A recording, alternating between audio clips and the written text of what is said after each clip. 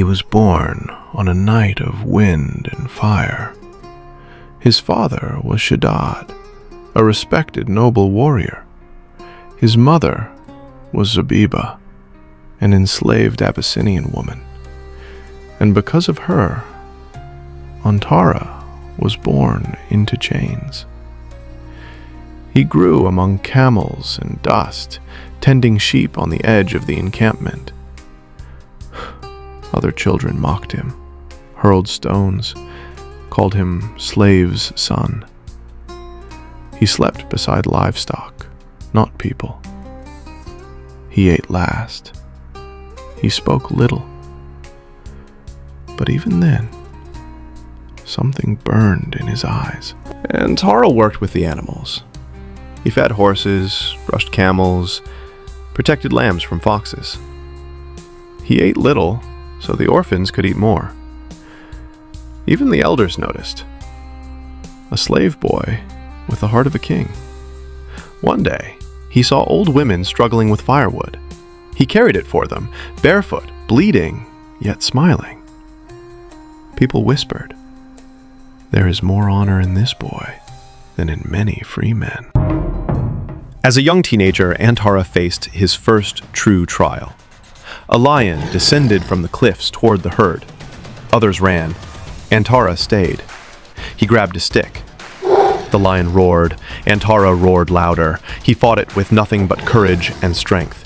He protected the sheep and won. That day, even warriors looked at him in awe. Her name was ʿAbla, daughter of his uncle, a beauty of the desert, known for her kindness. She smiled at him once when he brought water. He never forgot that smile. He loved her from a distance, purely, secretly, fiercely. He never touched her, never spoke a word of desire. He loved with honor, and fear that the world would condemn him for it. His father, Shaddad, was torn.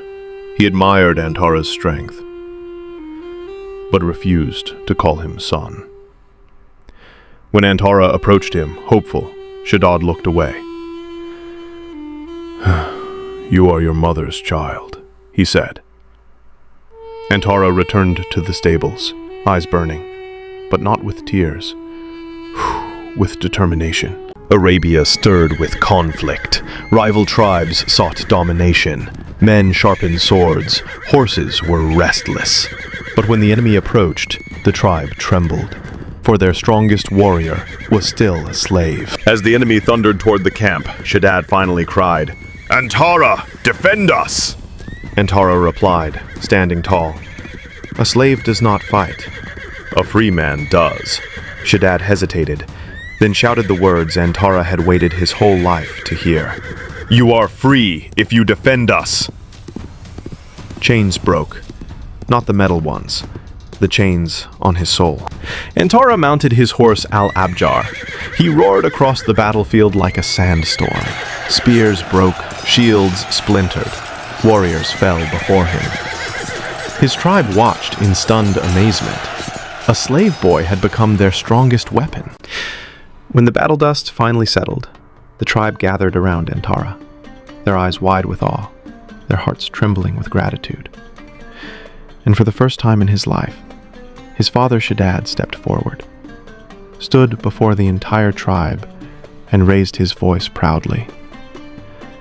"This is my son. I am proud of him, and he is a free man." The tribe fell silent.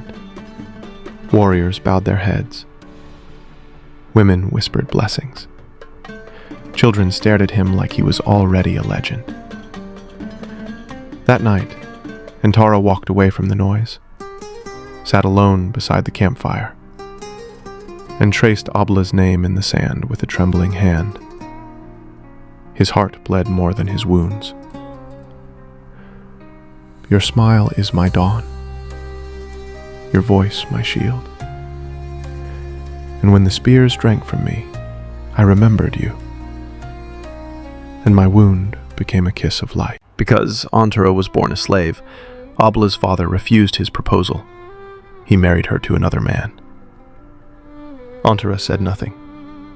He simply walked away from the tent, his chest heavy, his steps slow, as if each heartbeat cut deeper than any sword. Word spread quickly through the camp. Warriors whispered to him, "Antarah, take her by force. You are the strongest man alive. No one can stop you. She should be yours." But Antarah turned toward them, eyes burning with both pain and dignity. "I will never shame ʿAbla," he said. "Not in life, and not in death. Her honor is my honor. Her safety is my duty, even if she is not mine. I will protect what she loves, what she fears, what she holds in her heart, even if her heart no longer holds me." A silence spread among the warriors, for in that moment they realized his love was not desire, but pure, noble loyalty.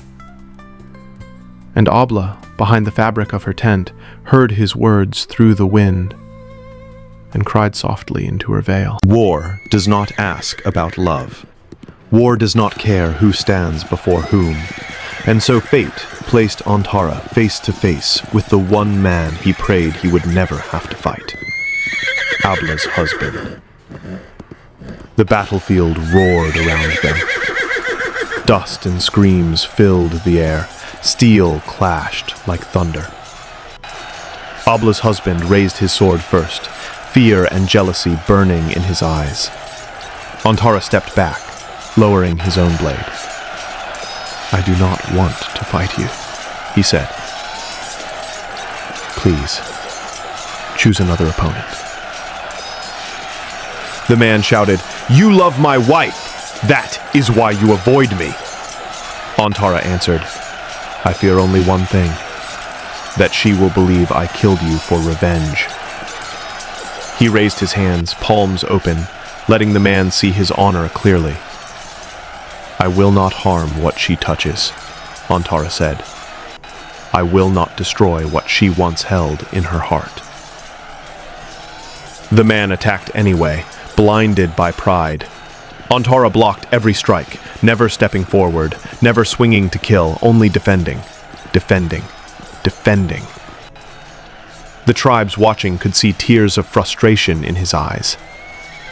"I will not kill you," he said, "because even if she is not mine, her peace is still sacred to me." A final blow came hard. Antarah parried it effortlessly, twisted the man's wrist, and disarmed him with a single motion.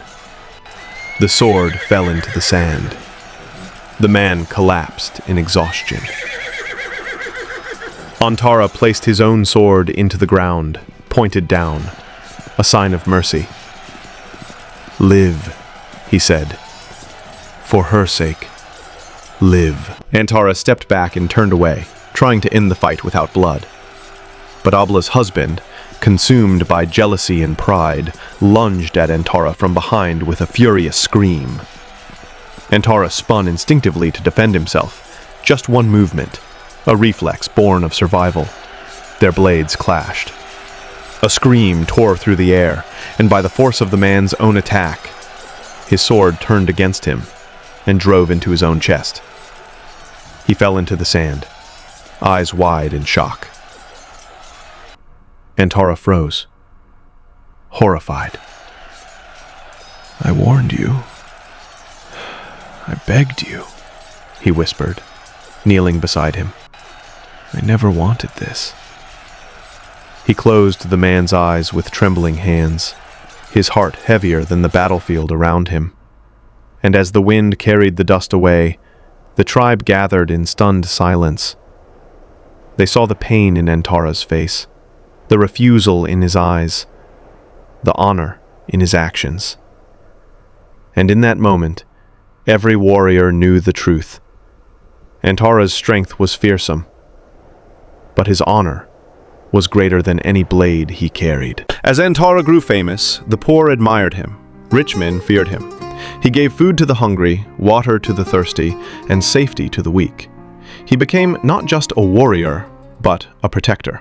Years passed, And Antarah grew older. Older, but never weaker. His shoulders broader, his voice deeper, his presence heavier than armor itself. He became a legend in his own lifetime. Men whispered, "He has never lost a battle."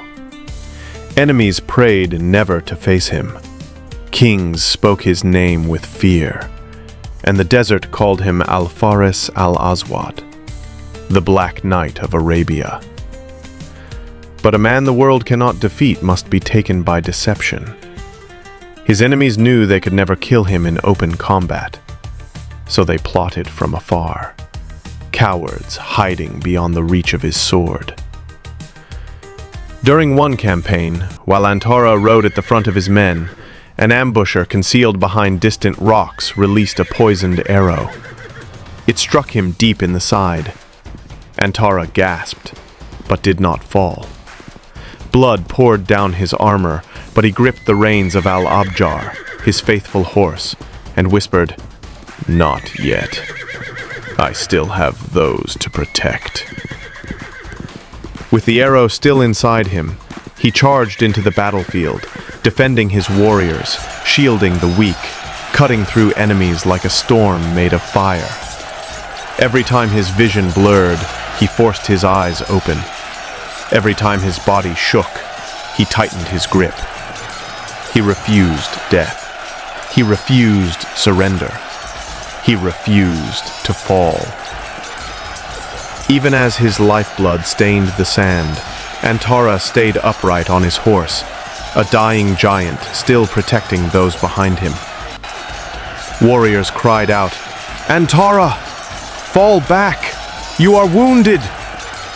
But he answered with a voice that thundered over the battlefield. "If I fall, who will stand between you and death?" And so he fought, bleeding, fading, yet unbroken. The desert saw many things, but never again would it see courage like the courage of that final ride. Even as the desert swallowed the sounds of battle, even as Antarah's strength began to leave his body, his heart held one last burning thought. "ʿAbla."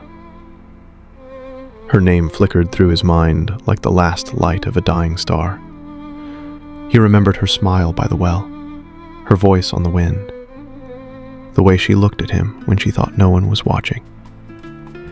He remembered every moment he loved her silently, honorably, faithfully.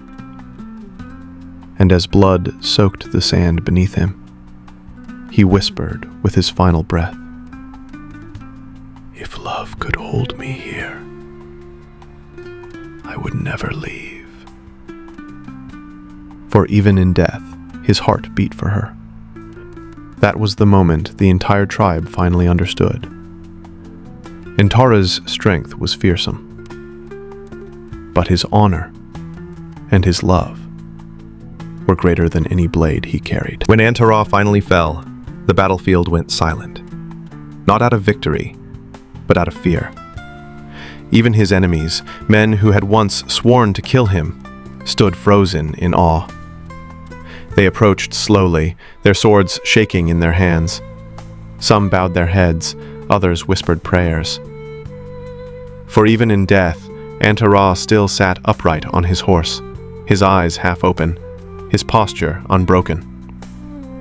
A warrior who refused to kneel, even before the angel of death. One enemy murmured, "If this is how he dies, how powerful was he when alive?" Another said, "May gods forgive us. We have slain a lion." News spread through the tribes like a sandstorm, swift, unstoppable. And when ʿAbla heard, her knees gave way beneath her. She pressed her hand to her mouth and sobbed until she could no longer breathe. Through her tears, she whispered, "He never touched me. He never looked at me with desire. He loved me with purity, with honor, with a heart cleaner than the desert wind." She wept not because he had loved her, but because he had loved her right, without possession, without pride, without sin. Women gathered around her, trying to comfort her, but her grief was deeper than words. She looked toward the horizon, the direction of his final ride, and cried out, shattered, "The world will never know another like him." And in that moment, every heart in the tribe, friend and enemy alike, mourned the man who had never once betrayed his honor. Warriors lifted his body with trembling hands. Women cried. Even the horses lowered their heads. They buried him where the wind sings forever, among the dunes he once ruled.